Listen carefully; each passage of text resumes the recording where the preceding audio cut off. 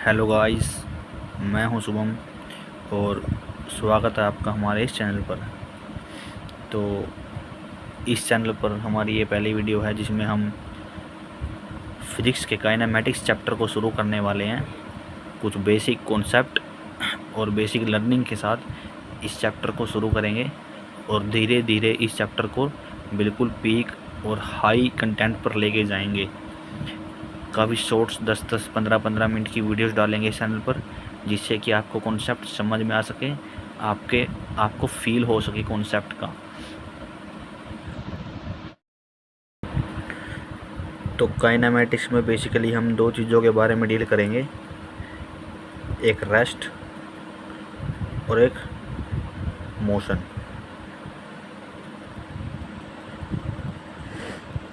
एक एग्जांपल से इसको समझते हैं कि मान लीजिए यहाँ ग्राउंड पर कोई पर्सन ए खड़ा हुआ है और यहाँ रास्ता है और यहाँ एक बस जा रही है इस तरफ, और इसके अंदर कोई पर्सन बी बैठा हुआ है और इसके साथ ए पर्सन के साथ इसका एक सी दोस्त भी खड़ा हुआ है। अगर हम ए और सी को देखें तो ए के रिस्पेक्ट में सी और सी के रिस्पेक्ट में ए दोनों के दोनों ही रेस्ट पर हैं। लेकिन अगर हम बी को देखें, ए के रिस्पेक्ट में बी को देखें या फिर सी के रिस्पेक्ट में बी को देखें, तो दोनों के रिस्पेक्ट में बी जो है वो मोशन में है। लेकिन कोई बस के अंदर एक और व्यक्ति डी बैठा हुआ है, बी के रिस्पेक्ट में डी या फिर डी के रिस्पेक्ट में बी भी क्या है, रेस्ट में है। मतलब कि हम ये चीज़ एक रेफरेंस मान के कर रहे हैं। जब हमने ग्राउंड को रेफरेंस माना तो ए के रिस्पेक्ट में बी और डी मोशन में है, सी के रिस्पेक्ट में बी और डी मोशन में है। जब हम बस को रेफरेंस मान रहे हैं तो बस के रिस्पेक्ट बी के रिस्पेक्ट में डी और डी के रिस्पेक्ट में बी दोनों के दोनों रेस्ट में, मतलब ये रेफरेंस पे डिपेंड करता है। तो रेफरेंस वो पॉइंट होता है, तो रेफरेंस क्या होता है, रेफरेंस वो पॉइंट होता है जहाँ से हम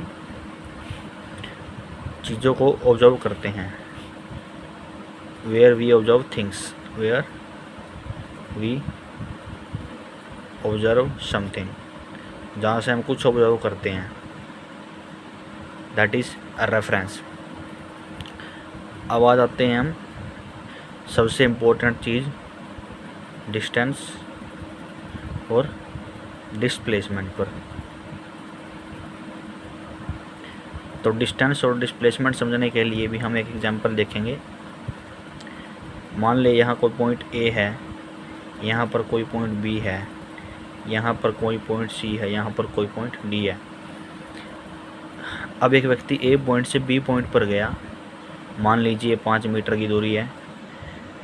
बी से सी गया, ये भी मान लीजिए 5 मीटर की दूरी है। सी से डी गया, ये भी मान लीजिए 5 मीटर की दूरी है। डी से वापस ए पर आ गया, ये मान लीजिए 5 मीटर की दूरी है। तो उसने डिस्टेंस कितना कवर किया, मतलब कितना टोटल पाथ वो चला, 5, 10, 15, 20। तो डिस्टेंस यानी कि दूरी उसने तय की 20 मीटर। अब बात आते हैं डिस्प्लेसमेंट। डिस्प्लेसमेंट होता है shortest path between two points, shortest path between two points, यानी कि ये डिपेंड करता है ऑब्जेक्ट की इनिशियल एंड फाइनल पोजीशन पर। इनिशियल एंड फाइनल पोजीशन, जैसे ये कोई व्यक्ति यहाँ से यहाँ चला, फिर यहाँ से यहाँ गया, यहाँ से यहाँ गया, वापस यहीं पर आ गया, तो इस पॉइंट से चला था वो इस पॉइंट पर ही आ गया, तो उसका इनिशियल पॉइंट भी सेम है और फाइनल पॉइंट भी सेम है, तो उसका डिस्प्लेसमेंट हो गया 0। तो डिस्टेंस होता है टोटल पाथ लेंथ, और ये कभी भी कैन नेवर बी नेगेटिव, ये कभी भी नेगेटिव नहीं हो सकता, ये जुड़ता ही रहता है हमेशा। Can not decrease with time, ये टाइम के साथ कभी घटता नहीं है, हमेशा बढ़ता ही रहेगा ये। अगर ये व्यक्ति वापस यहीं पर आ गए और दोबारा चल पड़े या फिर ये पीछे भी चल पड़े तो ये डिस्टेंस जो हमेशा बढ़ता ही रहेगा, ये टाइम के साथ कभी भी घटेगा नहीं। अब जो डिस्प्लेसमेंट है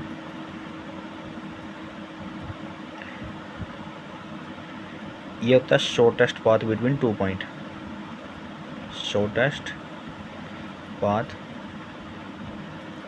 between 2 points. Can be zero, ये जीरो भी हो सकता है, ये नेगेटिव भी हो सकता है, ये पॉजिटिव भी हो सकता है।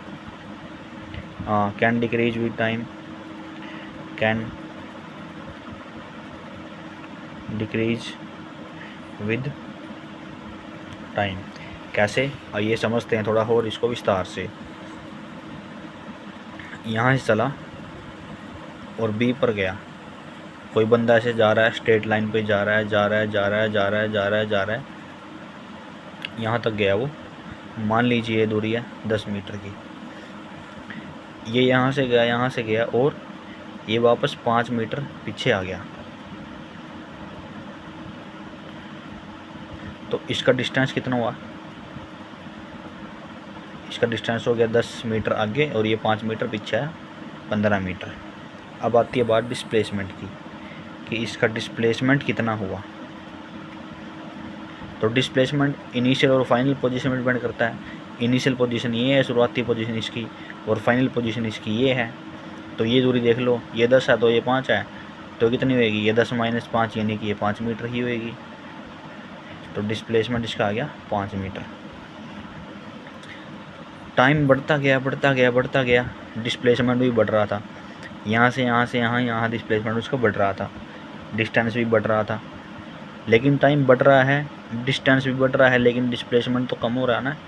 तो ये तभी लिखा है कि ये डिक्रीज हो सकता है विद टाइम। ये जीरो हो सकता है, नेगेटिव हो सकता है, पॉजिटिव हो सकता है। अब देखिए एक एग्जांपल और देखिए, ये वापस ए पॉइंट है और यहाँ पर बी पॉइंट है। ए से बी में ऐसे जा सकता हूँ, ए से बी में ऐसे जा सकता हूँ, ए से बी में ऐसे जा सकता हूँ, और ए से बी में सीधे जा सकता हूँ। यानी कि इन finite distances can be possible between 2 fix points. यानी कि किन्हीं 2 फिक्स पॉइंट्स के बीच में इनफाइनाइट डिस्टेंस पॉसिबल हो सकते हैं।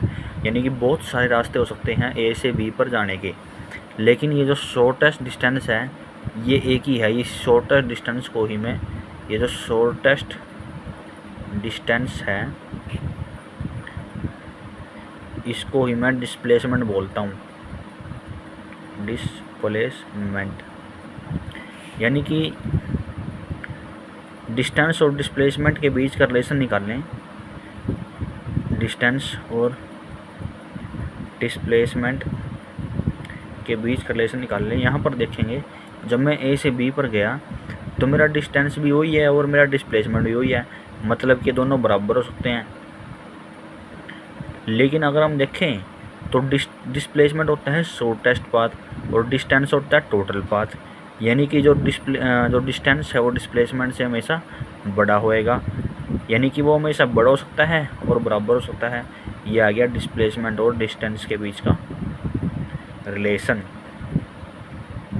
कई कॉम्पिटिटिव एग्जाम में पूछ लेते हैं कि डिस्टेंस अपॉन डिस्प्लेसमेंट का रेशियो क्या आएगा, डिस्टेंस अपॉन डिस्प्लेसमेंट का रेशियो क्या आएगा।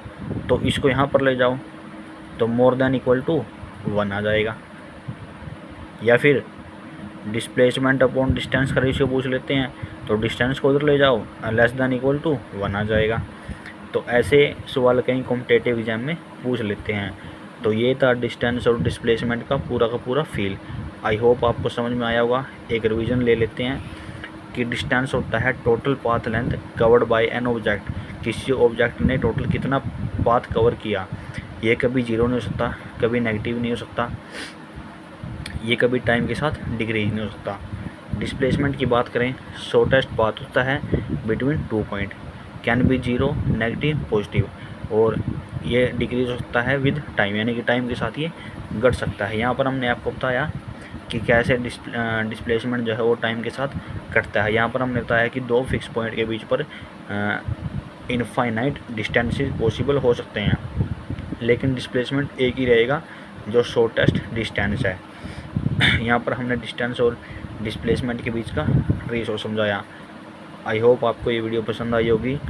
अगले वाले वीडियो में हम डिस्टेंस और डिस्प्लेसमेंट के कुछ अच्छे सवाल लेके आएंगे, जिससे कि आपको कॉन्सेप्ट और क्लियर होंगे। थैंक यू, धन्यवाद, जय हिंद।